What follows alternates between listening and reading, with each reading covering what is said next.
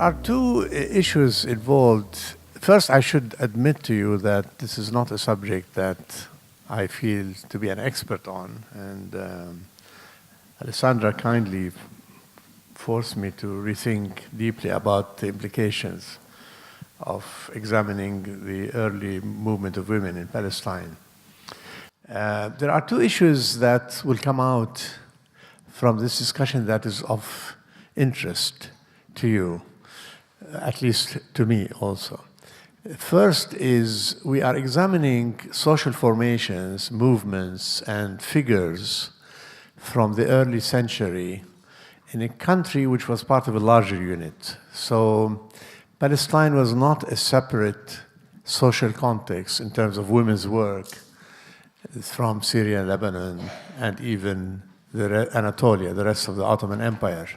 We're talking about conditions of work, forms of consciousness, intellectual currents that were very repetitive or established a lot of cultural continuities in those countries.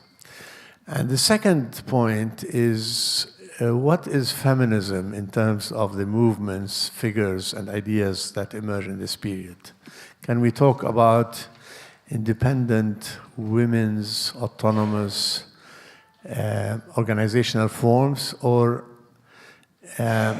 what is the relationship between what these people were doing and what became later as part of the women's movement? The main question I want to raise is what is the relationship between charity, charitable work, endowments, and women's organization? This is the main theme that I want to stress, partly because Palestine in this period was a rather backward part of the imperial domain. It was like the Sardinia of Italy. In terms of intellectual movements, organizational patterns, schools of learning, it was the periphery of the empire. Even though it was the Holy Land, very important religiously, nevertheless, in terms of urban development, intellectual currents, and indeed the appearance of women in the public sphere in urban cities, Palestine was peripheral. And that's why I think it's important to examine what charity means and charitable work in terms of being a precursor of the growth of autonomous women organization.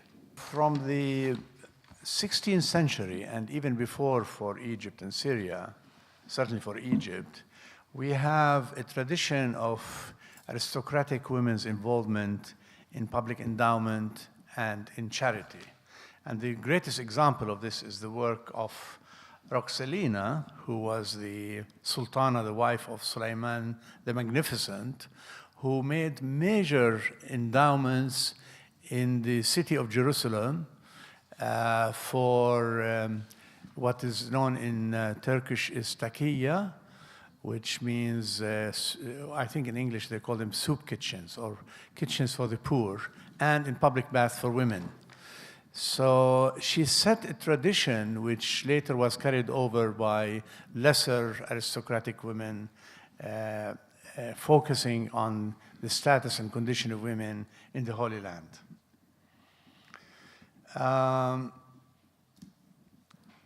In the later Ottoman period, we see the beginnings of female employment in public areas, especially in textile factories. Silk production comes up to mind very much here, and the packing of fruits. Now you have to remember, very important fact about the Middle East, and certainly in Southern Europe. Women were not confined from work with women, with men in the public sphere in the countryside. Gender segregation was a strictly urban phenomenon. And throughout the periods in tilling, in harvesting, in the plowing of fields, men and women work together with their faces uncovered. It's only in the cities that you have gender segregation from the public places. And it's this breakup of gender segregation that I'm talking about in this context. So by the late 19th century, we have the textile factories, especially silk production, and the packing of fruits beginning to appear, bringing in rural women from the countryside and poor urban women to work together with men in the public place. It's good to keep in mind that the vacillations of work conditions left many women in large degree of destitution because of the conditions of employment. And it's especially true of certain forms of employment like silk factories, which were heavily devastated by competition from Europe and China, sometimes around the late 19th century, early 20th century. The word karakhane, for example, which means in Turkish and Persian, the workhouse, and became part of the Arabic use of the term, became the word for the bordello. And the reason for that is because many rural women who came to work in urban textile factories, finding themselves out of work, were left to fend on their own. So some had to become itinerant domestic laborers, others became prostitutes. And it's interesting that the notion of prostitution is linked to the workhouse, to the silk factories and textile factories of the late 19th century. From the work and memoirs of Ambara Salam, about whom I will speak in a bit more detail in a moment, it's important to see this link between charity work and endowment. There were two arenas available for urban women's employment outside the house. One was the provision of services for the poor in soup kitchens and orphanages. And the other one, as we come close to the First World War, doing charitable work involving nursing and provisions of services for soldiers. This was especially done through the framework of the Red Crescent Society, which was an Ottoman Turkish-Arab society. The Ottoman Red Crescent Society mobilized women during the Balkan War and especially during the First World War. In this framework, Muslim and Christian women were involved in raising bonds, that is, selling bonds for the war effort, as well as serving as nurses and caregivers for soldiers. You can make a case, actually, for the importance of war in setting up conditions for involvement of women in the public sphere, for breaking molds from stereotypes, and indeed for creating conditions for women's emancipation. In exceptional cases, some women were recruited as soldiers and served mainly in ancillary services.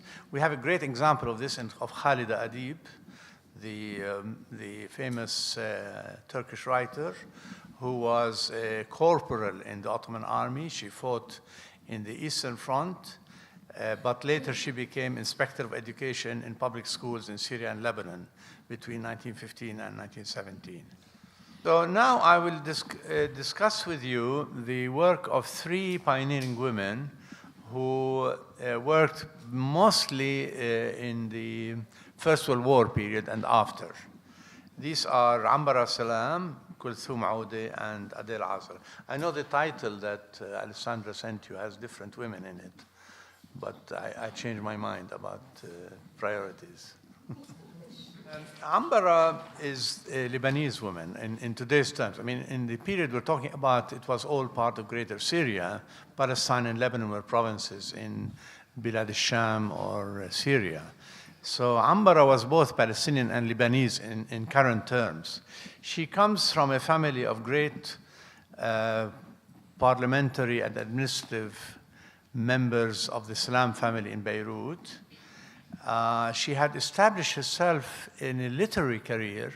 She was the first person to translate both the Iliad and the Aeneid to Arabic.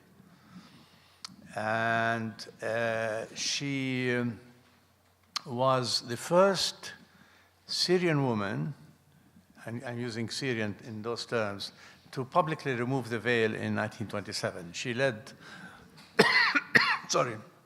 a women's demonstration in Beirut and then again in Jerusalem to remove the veil. So she was the Huda Sha'rawi of Syria and Palestine.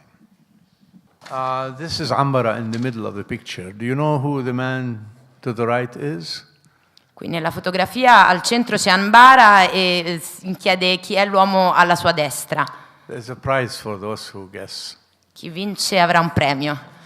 This Chi is indovina. Prince Faisal, who became King Faisal, the first king of independent Syria in 1919.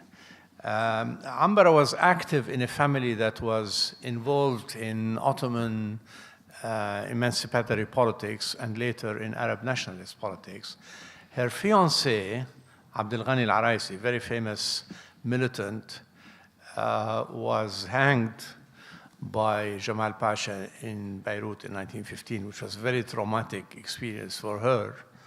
And it's interesting, in her memoirs, actually, she doesn't talk much about this event, but we know from later interviews she gave that it was a crucial moment in her life. During the war, she became active in refugee relief effort in the Ottoman Red Crescent, and then later she married Ahmed Sameh al-Khaldi, again a member of an administrative Ottoman family, and moved to Jerusalem. Now, the earliest formations of independent women's groups surprisingly come from the ranks of the Orthodox community, from the Orthodox Christian groups in Palestine and Syria. We have records of the women Orthodox associations appearing separately in Akka in the north, 1903, in Jaffa, 1910, and in Jerusalem after the war, 1919. The objective, what's going on?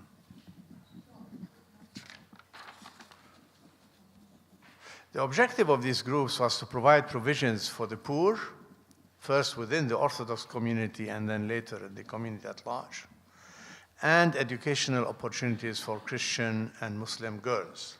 The Orthodox community, unlike the Catholics and the Protestants, did not see themselves as members of a religious minority. They saw themselves as the indigenous population of the land, and therefore they had no minoritarian consciousness. Is that a word in Italian? Minoritarian. Yes. Yeah, they did not have it.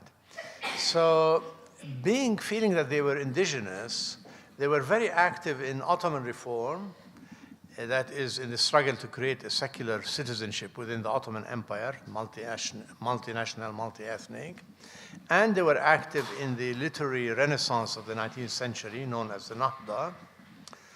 And especially, many of their members were steeled in the struggle to Arabize the Church of Jerusalem and Antioch.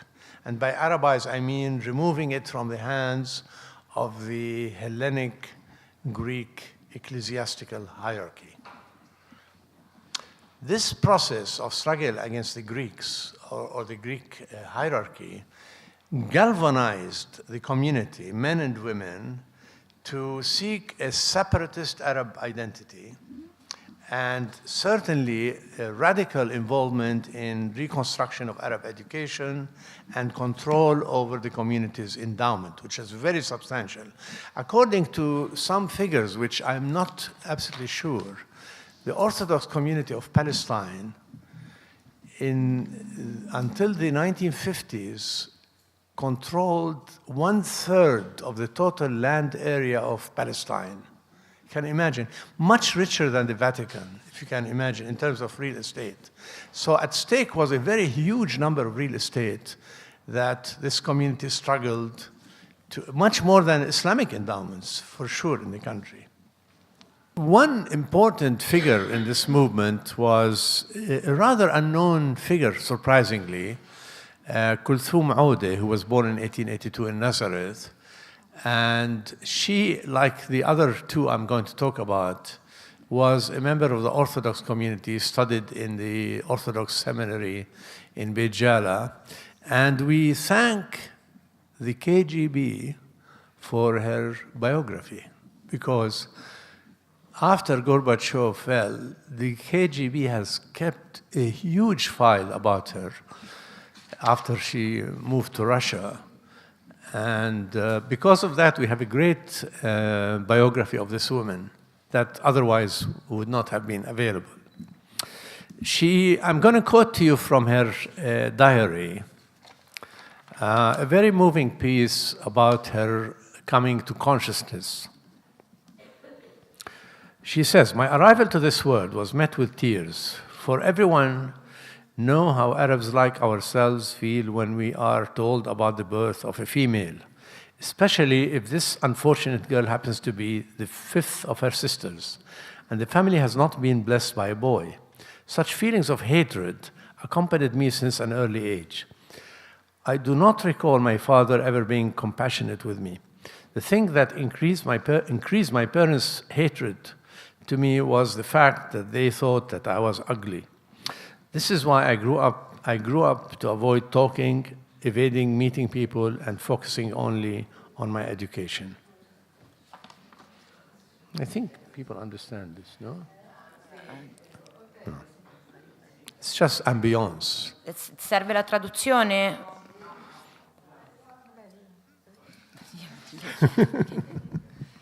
So Kulthum became involved with the Orthodox seminary in Beit Jala. She later became a school teacher, and her teaching in Orthodox schools made it possible for her to reflect on women's status and her own predicament. After she marrying a Russian doctor in Beit Jala, this is 1910 or 11, I think, she moved to Russia and became later a scholar of Arabic in Leningrad. It was St. Petersburg then, as it is now. In 1928, she returned to Palestine and wrote a thesis on women's status and fertility patterns. Within a few months, she was expelled from Palestine by the British government. And in 1948, she was imprisoned again by the Stalin regime for her opposition to the Soviet government's position on the partition of Palestine, and also for what is known as her deviationist tendencies. Early on, she was allied with Zinoviev against Stalin, and he punished her severely for that. So when she wrote the letter, she was actually imprisoned. It required a very high-level intervention from her colleague to get her out of jail. The reason I mention Kulthum Oud is because she's one of the few early feminist or women leaders or women writers who associated emancipation of women with a class attitude. In this sense, she's exceptional. Within Palestine, women's associations that emerged from the Orthodox communities I discussed were represented by two tendencies. One we see in the work of Katrina Siksik, who was the leader of the Orthodox Women's Society for the Destitute in 1924, catering mainly in the tradition of Muslim endowments and providing both work and services in the public sphere for charitable associations. They worked with orphanages and kitchens. A second, more important society was represented by the Women's Orthodox Society in Jaffa, which was established in 1910. This organization was established in 1910, probably the earliest documented independent women's organization, 1910 in Jaffa, and was earlier called the Orthodox Women's Society for Orphans, but then quickly moved on to become the first national women's society in Palestine, aiming at the education for girls. This is a picture of their teaching cadre taken under the... Do you recognize the picture on top, what it is? There's another prize for that. Un premio per chi riconosce la immagine sul retro della fotografia. This is the Madaba map made from mosaics. It's the earliest existing map of Palestine from 4th century, I think. Che è un mosaico, cioè realizzato come mosaico, ed è la mappa più antica esistente della Palestina. Madaba map, yes. So I will end up my very short, or maybe it's not to you very short, but shortish discussion by suggesting how the work of Salam, Ode, and Azar shows great potential but also limitations of women's pioneering work First, it was undertaken by mostly upper middle class women. It was framed within charitable work, but also moved quickly to become focused on the education of girls and women, and was all typified, with the exception of Cultura, by the absence of a social agenda in the modern feminist sense. The rise of the women's unions in the 50s and 60s, and the more radical women's organizations in the 70s and 80s, was left later to the work of political parties that became part of the socialist and nationalist camp. And this is the subject of Luisa Morgantini's talk, who is not here today.